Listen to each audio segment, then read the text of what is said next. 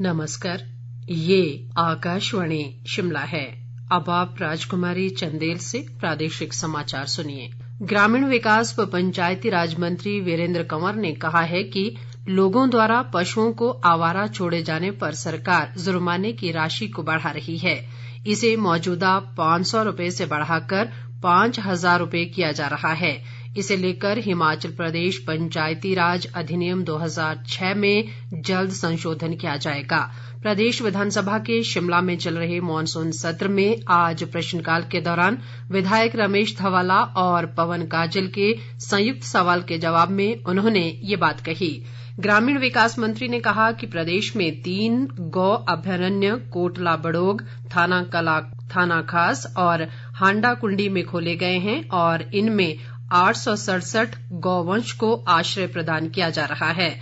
उन्होंने कहा कि गौ सेवा आयोग के गठन के बाद अब तक 198 गौ सदनों में से 101 आयोग से पंजीकृत हैं। उन्होंने कहा कि प्रत्येक पशु के रखरखाव के लिए 500 रुपये दिए जा रहे हैं। कंवर ने कहा कि गौ अभ्यारण्यों के निर्माण पर 7 करोड़ 7 लाख रुपए खर्च किए जा रहे हैं। वीरेंद्र कंवर ने कहा कि जून 2022 तक अधिकांश गौवंश को सड़क से हटाकर गौ अभ्यारण्य में ले जाने का लक्ष्य रखा गया है।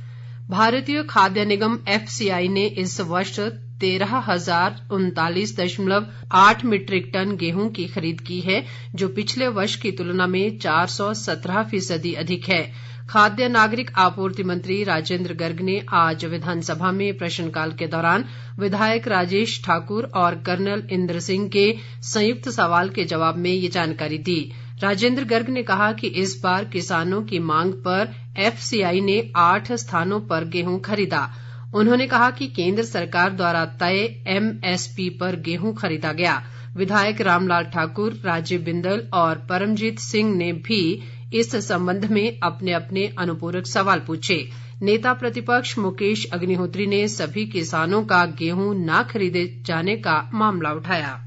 विधानसभा में आज विपक्षी दल कांग्रेस ने फिर से वॉकआउट किया। विपक्ष ने ये वॉकआउट प्रदेश सरकार द्वारा मॉनसून सत्र के बीच ही राज्य के मुख्य सचिव को हटाने और उनके स्थान पर नया मुख्य सचिव लगाने के मुद्दे पर किया।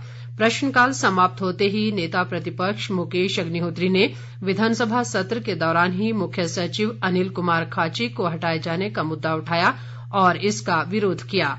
उन्होंने कहा कि सत्र के बीच में ही मुख्य सचिव को बदलना सरासर गलत है, जबकि उनकी सेवा के अभी 2 साल बचे हैं। अग्निहोत्री ने ये भी कहा कि जयराम ठाकुर सरकार सत्ता में आने के बाद से अब तक 6 मुख्य सचिव बदल चुकी है। विधानसभा अध्यक्ष विपिन सिंह परमार ने विपक्ष द्वारा ये मुद्दा उठाए जाने को परंपराओं के खिलाफ बताया और कहा कि सरकार ने किस अफसर को कहां तैनात करना है, ये उनका विशेषाधिकार है। इस दौरान सदन में भारी हंगामा हुआ और दोनों पक्षों की ओर से सदस्य शोरगुल व नारेबाजी करते रहे और बाद में पूरा विपक्ष नारेबाजी करते हुए सदन से बाहर चला गया।